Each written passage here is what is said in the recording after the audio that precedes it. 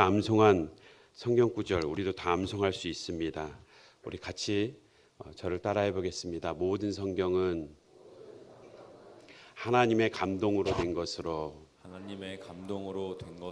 교훈과 책망과 바르게 함과 의로 교육하기에 유익하니. 예. 다시 한번 모든 성경은 하나님의 감동으로 된 것으로 교훈과 책망과 바르게 함과 의로 교육하기에 유익하니. 디모데후서 3장 16절 말씀. 3장 16절이 유명해요. 요한복음 3장 16절 다 암송하셨고, 우리 어제 고린도전서 3장 16절 또 함께 암송하셨고, 오늘은 디모데후서 3장 16절입니다. 어제 고린도전서 3장 16절도 기억하시죠? 우리 한번 따라해 보겠습니다. 너희가 자막이 안 나오시니까 당황하셨어요. 다시 한번, 너희가 하나님의 성전인 것과 하나님의 성령이 너희 안에 계신 것을 알지 못하느냐. 고린도전서 3장 16절 말씀. 예, 오늘 디모데후서 말씀을 통해서 계속하여서 교회와 함께 교회가 해야 할 일, 교회의 본질을 우리는 어제 딱딱하지만 마치 새벽에 학원을 나가서 배우듯 우리는 교회의 본질을 배웠습니다. 우리 옆에 계신 분과 인사 나누겠습니다. 당신이 교회입니다. 우리가 교회입니다. 복음을 전수합시다. 예. 기억하십니까? 어제 교회 본질로 돌아가자.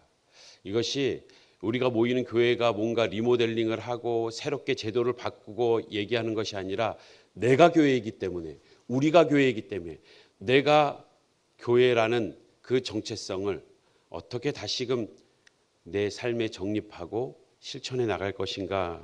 우리는 먼저 교회의 거룩성에 대해서, 교회는 예수를 그리스도로 고백하는 믿음의 공동체이기 때문에 우리에게 이 믿음을 다시 한번 확인하고, 우리가 예수를 그리스도로 고백하는 믿음이 있다면 거룩하게 변화되어져 가는 것이 나의 교회된 거룩성을 드러내는 것이다 라고 말씀드렸습니다. 또한 교회의 통일성, 우리가 교회인데 우리가 하나 되는 것, 무엇으로 하나 되느냐? 바른 신학에 기초한 말씀, 그 믿음의 고백에 의해서 하나 되는 것. 또한 더 나아가 교회의 보편성, 우리만이 아니라 우리가 보이지 않는 모든 세계의 곳에 있는 오고 가는 세대에 예수를 그리스도로 고백했던 모든 교회의 보편성을 우리가 알기에 차별 없이 그 복음을 전해야 되는, 복음을 전하는 일을 통해서 우리는 선교적 공동체, 교회의 보편성의 본질을 우리는 우리의 삶에서 다시금 드러낼 수 있다고 말씀드렸습니다. 이 선교라는 주제에 있어서 이 선교는 곧 해외에 나가서만이 선교가 아니라 우리의 삶의 자리에서 또 우리의 자녀들에게, 다음 세대에게 흘려보내는 그 모든 복음의 전수가 이 선교에 포함될 것입니다. 우리는 재작년에 성경과 교회 신학이라는 주제로 오후 예배 때 12번에 걸쳐서 말씀을 나눌 때 첫 번째 시간 교회란 무엇인가 해서 교회가 해야 될, 교회에게 주어진 5가지 사명을 말씀드렸습니다. 그것은 예배하는 공동체가 교회요, 교육하는 공동체, 교제하는 공동체, 섬기는 공동체, 선교하는 공동체. 이 5가지를 말씀드렸고, 이 5가지의 기초에서 우리는 작년 연말에 스토리라는 단어에서 이 교회의 사명 5가지를 부여해서 스토리라는 이 단어를 가지고 모든 부서에, 부모 세대와 자녀 세대에 다 명칭을 하였습니다. 다시 말해 우리가 스토리라고 불려질 때에는 공동체라는, 교회라는 의미를 담고 있습니다. 우리 교회 전체는 조이 스토리, 우리는 기쁨의 공동체입니다. 부모 세대는 그레이스 스토리, 자녀 세대는 캔 스토리. 각 부서별로 해피, 드림, 비전, 온, 러브 해서 우리는 우리가 교회가 교회되기 위해서 그 의미를 담아서 또한 각 부서별로 부모 세대, 자녀 세대 교회에 명칭하였습니다. 이 교회가 감당해야 되는 사명, 그 가운데 우리가 얘기한 교육, 이 교육은 단지 양육훈련에 해당하는 프로그램만 얘기하는 게 아니라 이 교육은 다음 세대를 신앙의 세대로 세워나가는 이 사명을 포함하고 있습니다. 그렇다면 교회의 사명인 이 교육, 양육훈련을 넘어서 자녀 세대를 믿음의 세대로 세우는 일, 어떻게 그들에게 신앙을 전수할 것인가, 오늘 세 가지 함께 나누고자 합니다. 첫 번째는 말씀을 가르치는 일입니다. 우리가 말씀을 전하는 것, 이것은 너무나 중요합니다. 우리 자녀들에게 무엇을 가르쳐야 될 것인가, 어떻게 인간관계를 맺는지, 어떻게 경제적인 생활을 잘 할 수 있는지, 삶의 지혜와 가르쳐야 될 것이 참 많습니다. 그런데 우리는 삶의 여유와 성공을 전해주기 전에 말씀을 전해주고 가르쳐야 합니다. 신명기 6장 4절에서 9절, 우리가 너무나 잘 아는 말씀이죠. 한 절씩 교독합니다. 9절까지 제가 먼저 봉독합니다. 이스라엘아 들으라, 우리 하나님 여호와는 오직 유일한 여호와이시니 너는 마음을 다하고 뜻을 다하고 힘을 다하여 내 하나님 여호와를 사랑하라. 오늘 내가 내게 명하는 이 말씀을 너는 마음에 새기고 내 자녀에게 부지런히 7절 읽겠습니다. 내 자녀에게 부지런히 가르치며 집에 앉았을 때든지 길을 갈 때든지 누워 있을 때든지 일어날 때든지 이 말씀을 강론할 것이며 너는 또 그것을 내 손목에 매어 기호를 삼으며 내 미간에 붙여 표로 삼고 또 내 집 문설주와 바깥문에 기록할지니라. 아멘.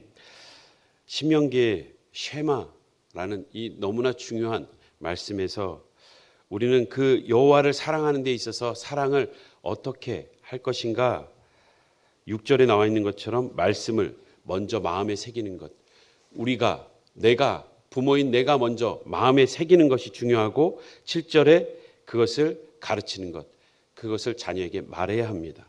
마음에 새겨 있는 것을 마음을 담아 말할 수 있어야 되고, 그리고 강론한다라는 것은 설명해 줘야 합니다.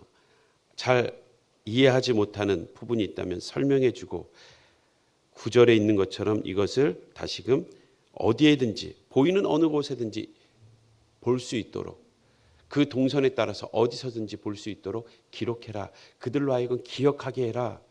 오늘 우리가 모션을 통해서 말씀을 암송한 것처럼 우리가 기억한다는 것, 가장 좋은 것은 머릿속에 새기는 것입니다. 많이 붙여놓고 그것으로 만족해서는 안 되고, 그 동선을 따라 우리가 말씀을 보고 또 언제든지 말씀을 볼 수 있는 환경을 만들어주는 것, 그것을 암송하여 또 우리 자녀들의 마음에, 내 마음에 새겨진 것처럼 자녀들의 마음에도 새겨지는 것, 이것이 중요하다는 겁니다. 어린 시절 자녀들에게는 확인해야 돼요. 교회 갔는지 안 갔는지 부모가 같이 또 동행하지 않습니까?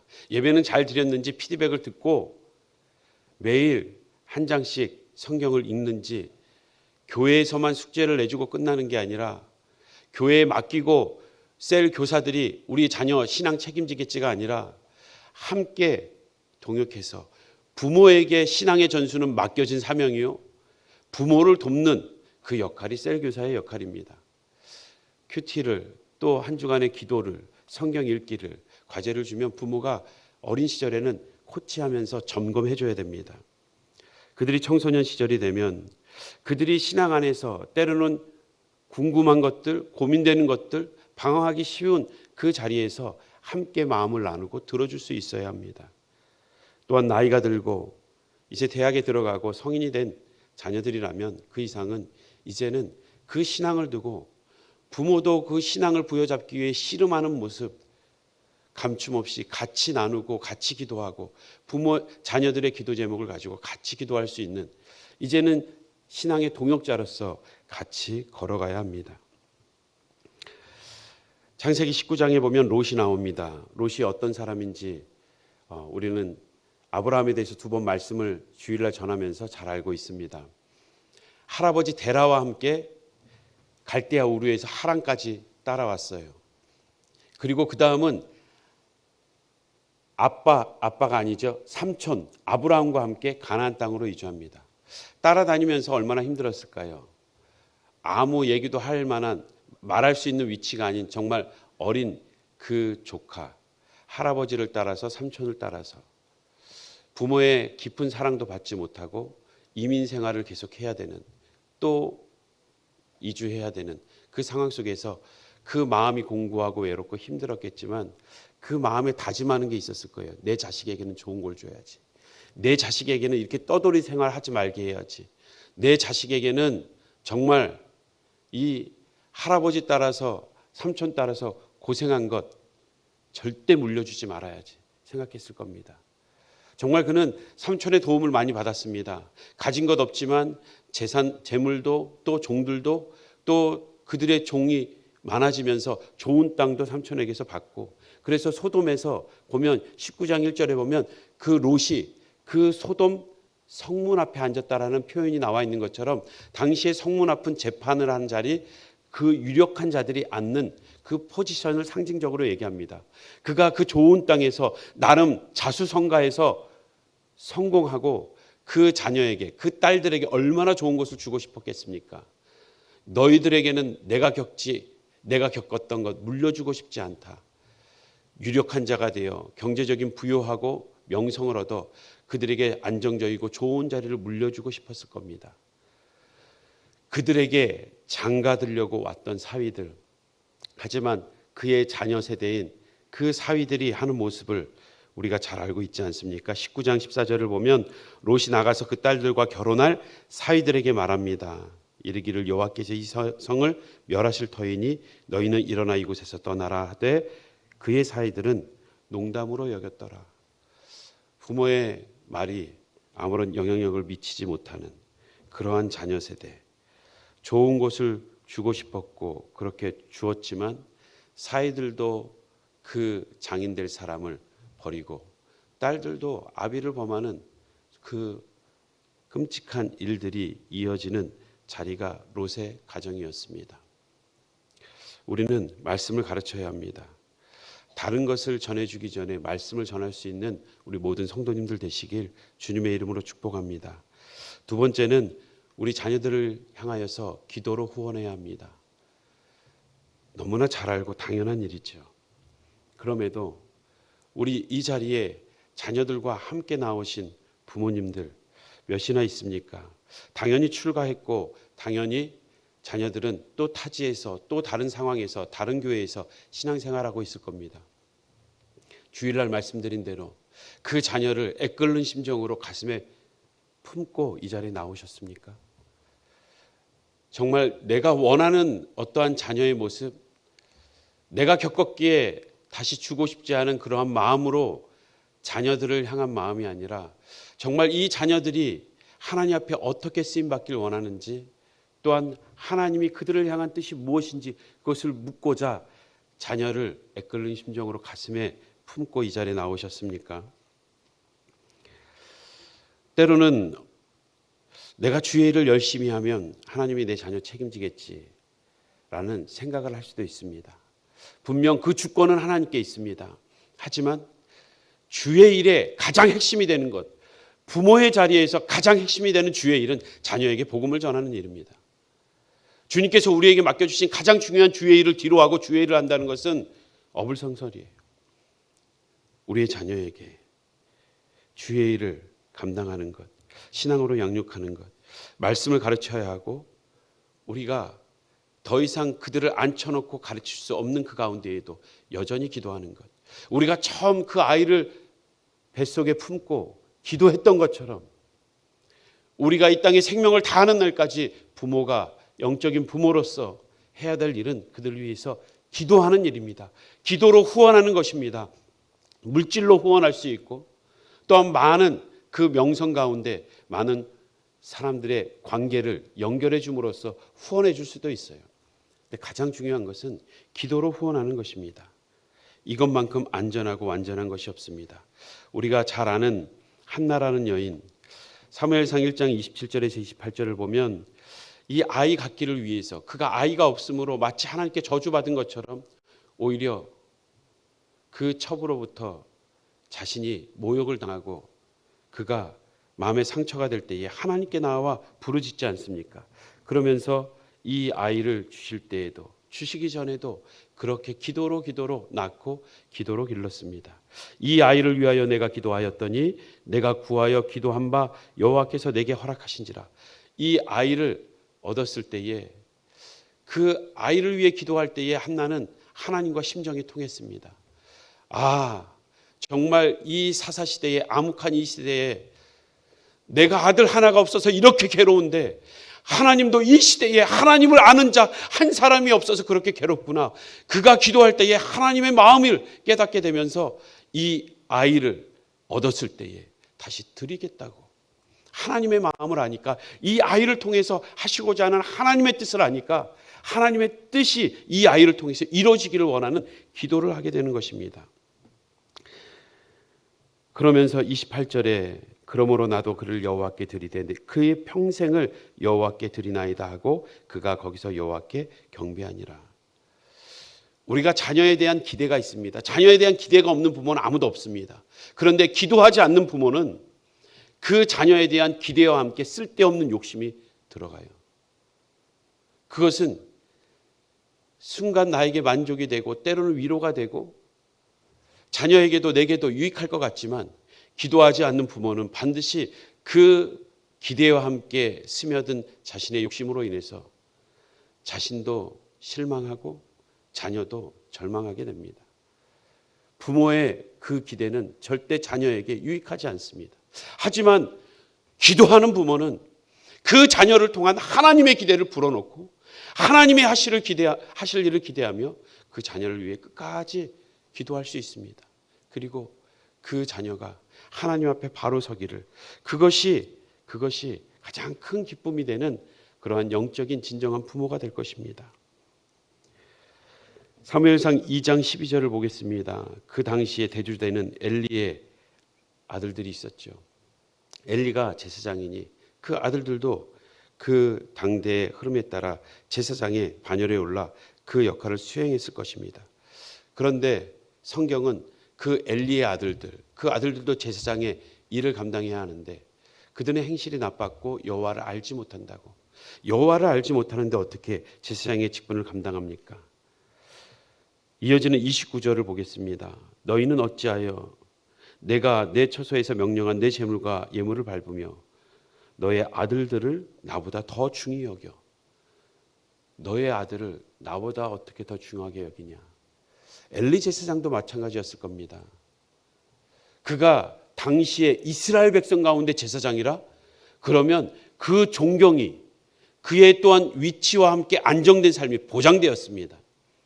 그 자녀들에게 좋은 것을, 안정된 삶을, 또 그 많은 존경을 함께 물려줬을 겁니다.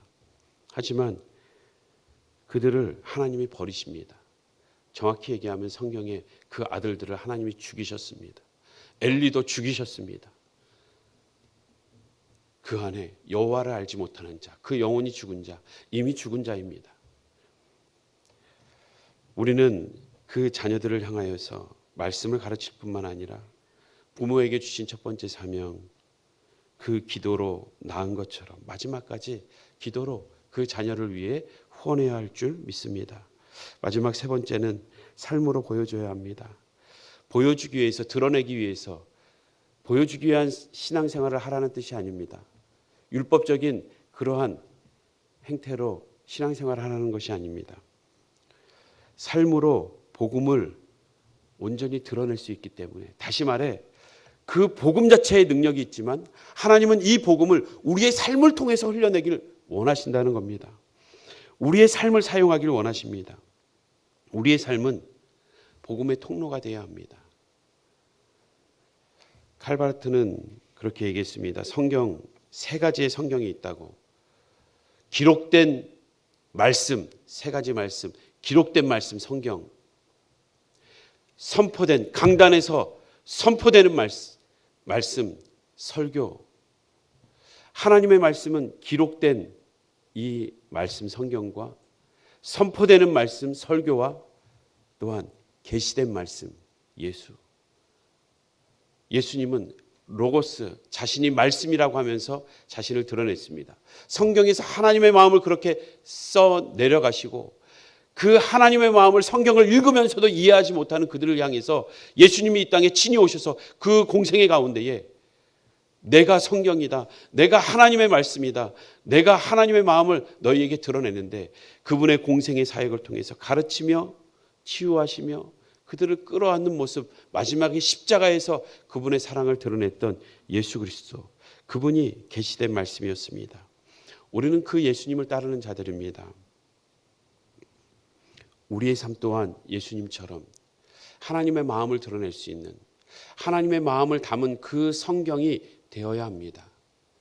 우리의 삶은 또 다른 성경입니다. 믿지 않는 자들은 가져다가 성경을 갖다가 읽기란 쉽지 않아요. 믿지 않는 사람은 성경을 어떻게 읽느냐? 우리의 삶을 보고 읽습니다. 우리의 삶은 우리가 그리스도를 닮아가라는 그 모습 속에서 우리가 완벽해서가 아니라 우리도 부족하고 실수하고 넘어지지만 말씀 가운데 다시 일어서고 다시 돌이키고 회개하는 우리의 모든 전체적인 총체적인 우리의 삶의 모습을 보고 그들은 성경을 읽고 있다는 것입니다. 한번 고백합시다. 따라하겠습니다. 나는 가족이 읽는 번역 성경이다. 우리 옆에 분을 바라보시면서 한번 인사하겠습니다. 당신은 세상이 읽는 번역 성경입니다. 예수님을 알지 못하는 자들이 우리의 삶을 통해서 하나님을 알아가길 원하고 그 말씀을 읽고 있습니다.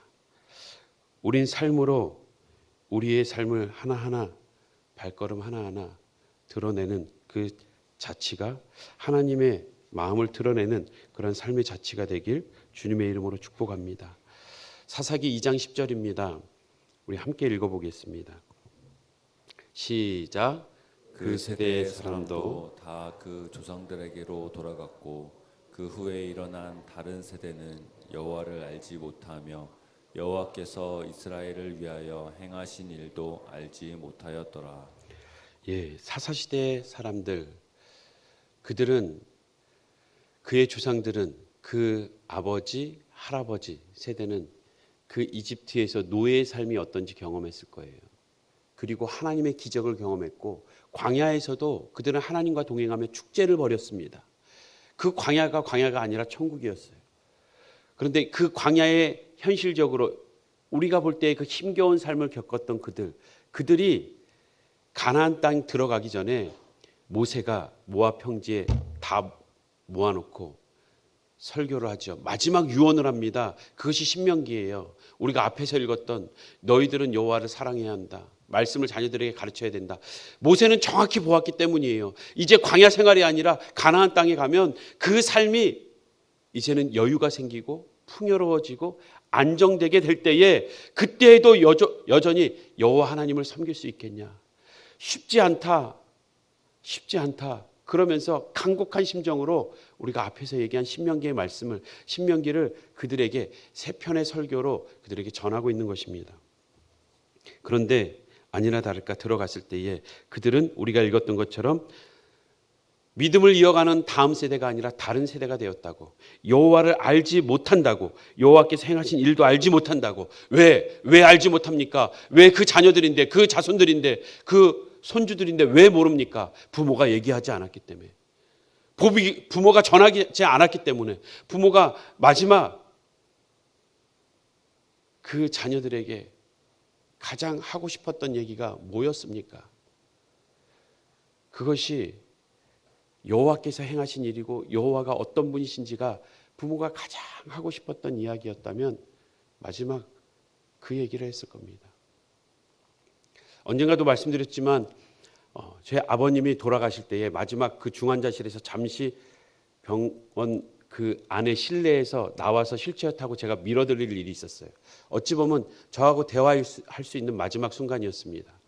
휠체어를 그 2층에서 계속 몇 바퀴 돌리면서 처음부터 끝까지 영진아 신앙생활 잘해야 된다, 뭐 해야 된다 이런 얘기 일체 안 하셨어요. 무슨 얘기 하셨냐? 내가 어떻게 예수를 믿게 됐고 어떻게 개척을 하게 됐고 어떻게 하나님이 인도하셨는지 계속 하나님 얘기만 하는 거예요. 나도 알고 있고 어린 시절이지만 보아왔는데 뭘 그걸 그렇게 얘기하시나.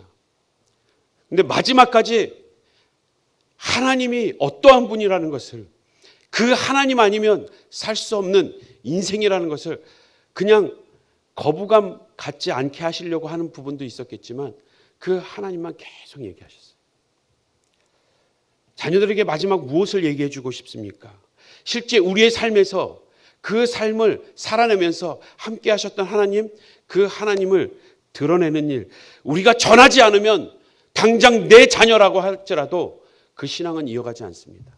우리의 입을 떼지 않고 우리의 삶으로 경험했던 그 하나님을 드러내지 않으면 우리의 자녀 세대에, 아니 우리 손주 세대에 하나님은 전혀 다른 세대가 됩니다. 실제로 믿음의 가정에서 태어난 자녀들이 30%도 안 되는 믿음의 신앙을 이어갑니다. 이슬람은요, 오히려 더 많은 자식을 낳고 한 여인이 자녀를 낳는 평균 자녀의 수가 6명입니다. 그 6명의 그 자녀들에게 그들은 국가가 아무리 제재를 해도 이슬람을 종교를 믿지 않으면 가정 안에서 추방하고 죽이는 것은 당연한 거예요. 신앙을 지키는, 그 가정을 지키는 일이라고 생각합니다. 그러면서까지 그들은 가짜임에도 그렇게 전수합니다. 우린 진짜인데도 가짜인 것처럼 전수해요. 믿든지 안 믿든지. 일단 대학이 중요하지. 일단 직장이 중요하지. 일단 안정된 생활이 중요하지. 일단 성공해야 하나님께도 영광이 되지 않을 거냐라는 잘못된 신앙관을 가지고 우리는 신앙을 물려주기를 계속 보류하는 우리의 안타까운 모습을 보게 된다는 것입니다. 그들에게는 정말 광야 시절을 지냈고 그 가나안 땅의 정복 전쟁에 아침부터 일어나서 눈 뜨면 정비하고 군복 착용하고 칼 들고 창 들고 그들은 나가서 싸웠을 거예요. 전쟁터에 갔다 와서는 또 자신들이 얻은 땅들을 개간하고 일하고 농사하고 그들은 그렇게 바쁘게 살면서 자녀들에게 그들에게는 이 내가 겪었던 광야 경험해 주고 싶지 않아서, 그들에게는 이 피비린내 나는 전쟁 경험해 주고 싶지 않아서, 그들에게는 나처럼 이렇게 힘들고 고된 삶 물려주고 싶지 않아서 자녀들에게 잘해 줬을 거예요. 정말 좋은 거 줬을 거예요. 그런데 여호와 하나님을 가르치지 않으니까 전혀 다른 세대가 되잖아요. 저는 이 사사기를 보면서 꼭 이 한국 땅 같아요. 한국 전쟁을 겪고 아무것도 없는 이 피폐한 땅에 정말 부지런히 바쁘게 살았던 부모님들, 그 신앙을 가지고 오늘 우리의 자녀들도 자손들도 이렇게 믿음의 유산을 받아 누리고 있지 않습니까? 그런데 바쁘기 때문에 자녀들에게 나의 힘겨운 이러한 모습 물려주고 싶지 않아서 말하지 않았던, 예수님을 전하지 않았던 그 부모들은, 그 자녀들이 하나님으로부터 떠나가는 모습을 그 생애의 목전에서 보았을 겁니다. 그렇게 이끄신 분이 그 부모의 열심이 아니라 하나님이라고 얘기해야죠. 너를 대학에 붙여주신 분이 하나님이라고 얘기해야죠. 그 직장을 왜 그곳에 보냈는지, 하나님의 사명이 무엇인지 얘기해야죠. 예수님이 하셨다고, 하나님이 하셨다고 얘기할 수 있는 우리 영적인 모든 부모님들 되시길 주님의 이름으로 축복합니다. 결국 사사기 21장 25절 보면 그때 이스라엘 왕이 없으므로 사람이 각기 자기 소견에 옳은 대로 행하였더라 라고 기록하고 있습니다. 사사기의 마지막입니다. 이스라엘 왕이 없으므로. 왕이 없었습니까? 왜 없었습니까? 왕은 여호와 하나님 한 분밖에 없는데 그 여호와 하나님을 왕으로 대접하지 않았다는 겁니다. 삶의 기준이 여호와 하나님이 아니었기에 자기 소견에 옳은 대로 행한 겁니다. 그들의 왕은, 주인은 하나님으로 예나 지금이나 여전히 있었지만 그들이 인정하지 않았다는 것입니다. 우리의 삶의 주인은 여호와 하나님이시오.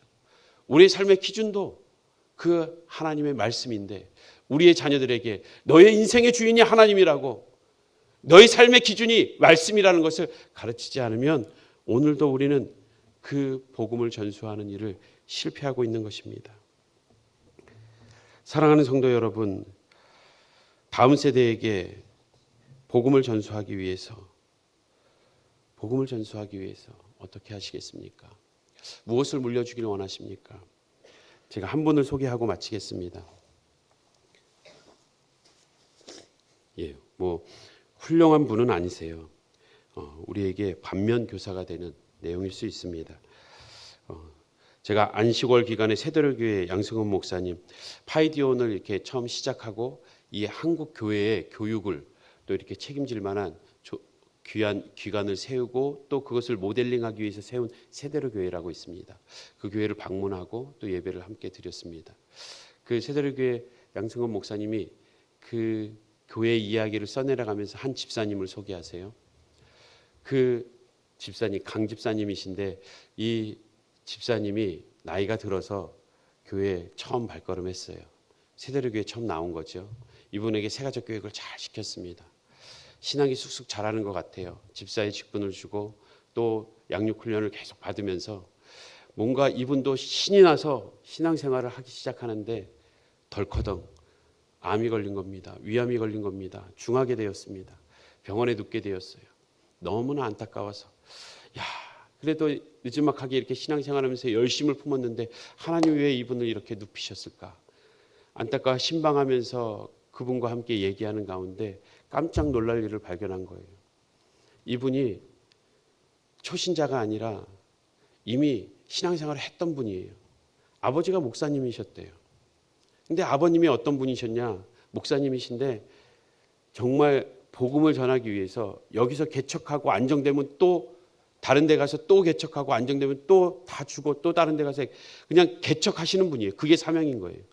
그러니 그들의 그 가정의 삶이 얼마나 힘들었겠습니까? 그 힘든데 먹을 걸 제대로 못 먹는데 그분의 고백에 따르면 밥 굶는 것을 밥 먹듯 했다고. 근데 못 먹을 때마다 아버지가 미안해하는 건 아니고 항상 하셨던 말씀이 있대요.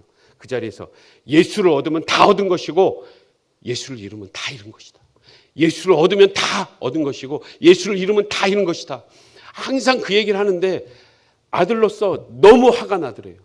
저에게 좀 그만했으면 밥이나 줄 것이지 밥도 못 챙겨주는 능력 없는 부모가 무슨 예수 타령이나 하고 매일 예수 얘기만 하고 아주 응어리가 져서 홀로 고학을 하면서 혼자 악착같이 공부해서 나름 사회에서 성공하고 외교관이 돼서 나름 잘 사는 지역만 다니면서 자기는 자기 자식에게 나는 아버지같이 안 키울 거라고 아버지같이 무능한 아버지 안 될 거라고 가장 좋은 교육시키고 가장 좋은 것 먹여주고 그 자녀들을 잘 키웠대요. 다 대학 교수가 됐습니다. 그런데 지금은 어떻게 돼 있습니까? 누워 있어요. 병에 누워 있어요. 지금 내가 죽어도 나는 천국 갈 확신이 있는데 지금 죽을 생각하니까 가장 가슴 저미게 다가오는 그들이 자식들이라는 거예요. 이들에게 예수를 제대로 얘기하지 못했는데 그가 병실에서 전화하는 거예요. 아들들에게 전화해서 얘야 예수를 얻으면 다 얻은 거고 예수 잃으면 다 잃은 거다. 몇 차례 전화하니까 이 아들이 아버지 제가 예수님 잘 믿을게요. 열심히 신앙생활 하겠습니다. 라고 얘기하면 좋았겠지만 아버지 많이 약해지셨네요. 안 하시던 말씀을 다 하시고 많이 약해지셨네요. 평소에 하던 말씀이 아닌 거예요. 귀에 들어오지 않는 거예요. 마음에 와닿지 않는 거예요. 사랑하는 성도 여러분, 자녀들에게 무엇을 물려주겠습니까? 우리가 인간적으로 그 자녀들에게 좋은 자리도 안정된 삶도 그들의 안정된 미래도 우린 뭐라도 다 해주고 싶을 겁니다. 그런데 중요한 것은 그들에게 예수를 심어주지 않으면 그들의 인생에 진짜 인생 진짜 생명에 예수 없이 우리는 살아갈 수 없습니다. 우리는 예수를 잃으면 다 잃은 것입니다. 복음의 핵심인 예수 그리스도를 전할 수 있는 우리 부모님들 되시길 주님의 이름으로 축복합니다. 우리 함께 찬양할 때에